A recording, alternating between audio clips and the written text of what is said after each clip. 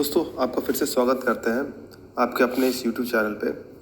दोस्तों इस वीडियो में हम बजट 2023-24 के बारे में इम्पॉर्टेंट पॉइंट्स को जानेंगे जो कि एग्ज़ाम्स जैसे एसएससी, रेलवेज़ और state public service commissions exams के लिए बहुत ही महत्वपूर्ण होते हैं। तो चलिए शुरू करते हैं।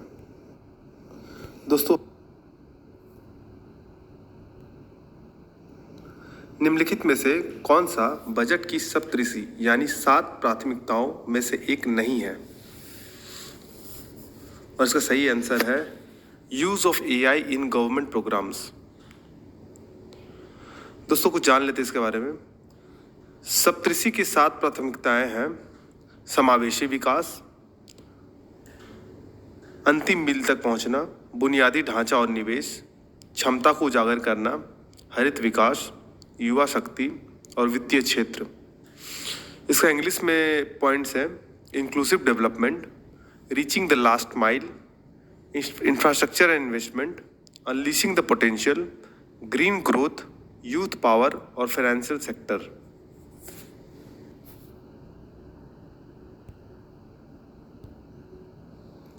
आत्मनिर्भर क्लीन प्लांट कार्यक्रम के लिए कितना बजट आवंटित किया गया है?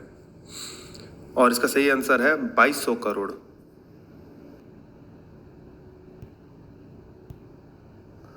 बजट 2023 के अनुसार गोवर्धन योजना के तहत 500 नए अपशिष्ट से स्वास्थ्य यानी वेस्ट टू हेल्थ प्लांट्स स्थापित किए जाएंगे। गोवर्धन का पूरा नाम क्या है?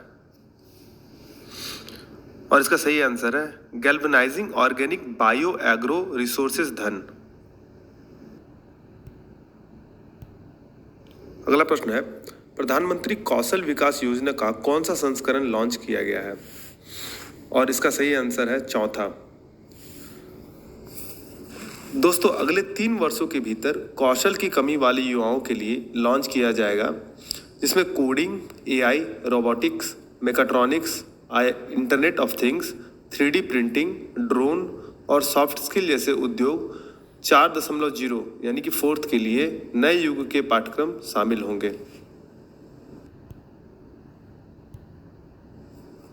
युवाओं को अंतर्राष्ट्रीय अवसर के लिए कौशल प्रदान करने के लिए विभिन्न राज्यों में कितने कौशल भारत अंतर्राष्ट्रीय केंद्र स्थापित किए जाएंगे? और इसका सही आंसर है 30। बजट के अनुसार 2025-26 तक लक्षित राजकोषीय घाटा क्या है? यानी कि फिस्कल डेफिसिट क्या है 2025-26 तक के लिए? और इसका सही आंसर है 4.5% से कम।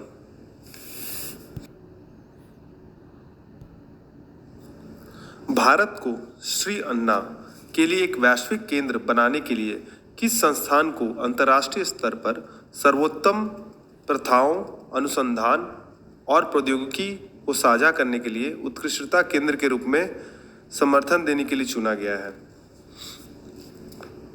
और इसका सही आंसर है Indian Institute of millet research, Hyderabad.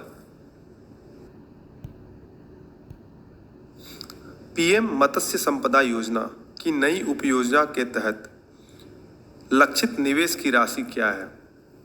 What is the amount of targeted investment under new sub scheme of PM मत्स्य संपदा योजना? और इसका सही आंसर है 6000 करोड़। दोस्तों यह कार्यक्रम मछुआरे, मछली विक्रेताओं और सूक्ष्म और लघु उद्यमों की गतिविधियों को और सक्षम बनाने के लिए, मूल्य श्रृंखला दक्षता में सुधार के लिए और बाजार का विस्तार करने के लिए शुरू किया गया है।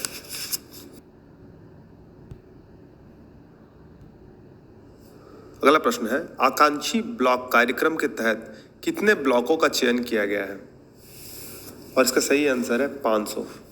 दोस्तों यह प्रोग्राम स्वास्थ्य, पोषण, शिक्षा, कृषि, जल संसाधन, वित्तीय समावेशन, कौशल विकास और बुनियादी ढांचे जैसे कई डोमेन में आवश्यक सरकारी सेवाओं की संतृप्ति के लिए लॉन्च किया गया है।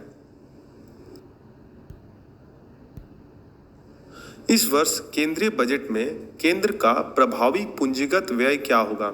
यानी कि इफेक्टिव कैपिटल एक्सपेंडिचर क्या होगा? और इसका सही आंसर है 13.7 लाख करोड़। अगला प्रश्न है, सरकारी कर्मचारियों को उनके कौशल को उन्नत करने और लोगों को केंद्रित दृष्टिकोण की सुविधा प्रदान करने के लिए निरंतर सीखने के अवसर प्रदान करने के लिए कौन सा कार्यक्रम शुरू किया गया है? इसका सही आंसर है IGOT कर्मयोगी। अगला प्रश्न है, न्याय के कुशल प्रशासन के लिए 7,000 करोड़ रुपए की रूपरेखा के साथ ई कोर्ट परियोजना का कौन सा चरण शुरू किया जाएगा? और इसका सही आंसर है तीसरा चरण, थर्ड फेज। 2030 तक हरित हाइड्रोजन मिशन के तहत लक्षित वार्षिक उत्पादन क्या है? और इसका सही आंसर है 5 MMT। दोस्तों, यह अर्थव्यवस्था को कम कार्बन तीव्रता में परिवर्तित करने और जीवाश्म ईंधन के आयात पर निर्भरता को कम करने के लिए किया जाना है। PM प्रणाम का फुल फॉर्म क्या है? और इसका करेक्ट आंसर है PM program for restoration, awareness, nourishment and amelioration of mother earth. दोस्तों, इसे वैकल्पिक उर्वरकों और रासायनिक उर्वरकों के संतुलन उपयोग को बढ़ावा देने के लिए राज्यों और केंद्र शासित प्रदेशों को प्रोत्साहित करने के लिए लॉन्च किया जाना है। अगला प्रश्न है, मिष्टी का फुल फॉर्म क्या है? इसका सही आंसर है mangrove initiative for shoreline habitats and tangible incomes. अगला प्रश्न है, बजट अनुमान 2023-24 के तहत सकल घरेलू उत्पाद के प्रतिशत के रूप में अनुमानित राजकोषीय घाटा क्या है? और इसका सही आंसर है 5.9%। अगला प्रश्न है, बजट 2023-24 में घोषणा के बाद व्यक्तिगत आयकर पर वर्तमान छूट सीमा क्या है? और इसका सही आंसर है 7 लाख। दोस्तों, नई कर व्यवस्था में 7 लाख तक की आय वाले व्यक्तियों को कोई कर नहीं देना होगा। पहले यह सीमा 5 लाख तक की थी। नमामि गंगे मिशन 2 के तहत 2026 तक कुल बजटीय परिव्यय क्या है? और इसका सही आंसर है 22,500 करोड़। बजट भाषण के अनुसार PM गरीब कल्याण अन्न योजना के लिए कितना आवंटन किया गया है? इसका सही आंसर है 2 लाख करोड़। 5G टेक्नोलॉजी पर रिसर्च को बढ़ाने के लिए इंजीनियरिंग कॉलेजों में कितनी रिसर्च लैब स्थापित की जाएंगी? और इसका सही आंसर है 100। अगला प्रश्न है, PM आवास योजना का परिव्यय 66% बढ़ाकर कितना कर दिया गया है? यानी कि the outlay for PM Awas Yojana has been increased by 66% to how much? और इसका सही आंसर है 79,000 करोड़। अगला प्रश्न है, भारतीय बजट व्यवस्था का जनक किसे कहा जाता है? और इसका सही आंसर है जेम्स विल्सन। अगला प्रश्न है, भारत में पहली बार बजट कब पेश किया गया था? इसका सही आंसर है 18 फरवरी 1860। भारत में कब केंद्रीय बजट और रेलवे बजट को मिला दिया गया? दोस्तों, इन चारों ऑप्शन में से सही आंसर है 2017 में। स्वतंत्र भारत का पहला बजट किनके द्वारा पेश किया गया था? इसका सही आंसर है RK शनमुखम चेट्टी। दोस्तों, उन्होंने ये बजट 26 नवंबर 1947 को पेश किया था और स्वतंत्र भारत के पहले वित्त मंत्री थे। दोस्तों, अगला प्रश्न है, पहली बार पेपरलेस बजट कब इंट्रोड्यूस किया गया? इसका करेक्ट आंसर है 2021 में। किस मंत्री ने सबसे ज्यादा बार बजट संसद में पेश किया है? इसका सही आंसर है मोरारजी देसाई। दोस्तों, उन्होंने 10 बार बजट पेश किया है। बजट 2023-24 में पर्यटन मंत्रालय की एक पहल देखो अपना देश के लिए कुल पूंजी कितना आवंटन किया गया है? और इसका सही आंसर है 2400 करोड़। दोस्तों इस योजना का उद्देश्य भारत के विभिन्न हिस्सों की यात्रा करने वाले पर्यटकों को वित्तीय सहायता प्रदान करना है। इस परियोजना के लिए आवंटित बजट का उपयोग यात्रा को बढ़ावा देने और देश भर में पर्यटक बुनियादी ढांचे के निर्माण के लिए किया जाएगा। बजट शब्द का उल्लेख संविधान में कहीं नहीं है। यह बजट को किस अनुच्छेद के तहत वार्षिक वित्तीय विवरण के रूप में संदर्भित करता है? और इसका करेक्ट आंसर है अनुच्छेद 112, आर्टिकल 112।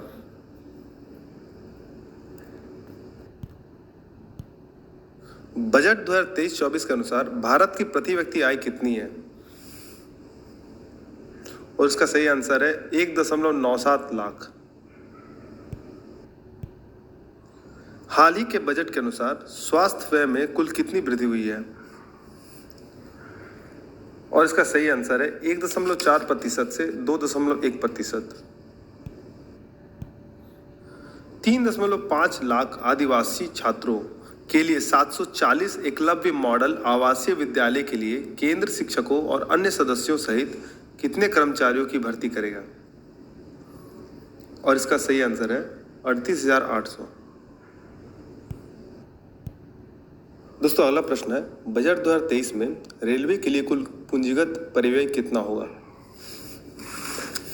यानी कि what is the total capital outlay for railway has been envisaged in budget 2023? और इसका सही आंसर है 2.4 लाख करोड़। सरकार भारत में प्राकृतिक गैस का विपणन करने वाली सभी संस्थाओं के लिए कितने प्रतिशत संपीड़ित बायोगैस अधिशेष लागू करने की योजना बना रही है? और इसका सही आंसर है 5%। दोस्तों अगला प्रश्न है, महिला सम्मान बचत पत्र के तहत 2 लाख तक की जमा राशि पर जमा ब्याज दर क्या है? इसका सही आंसर है 7.5%।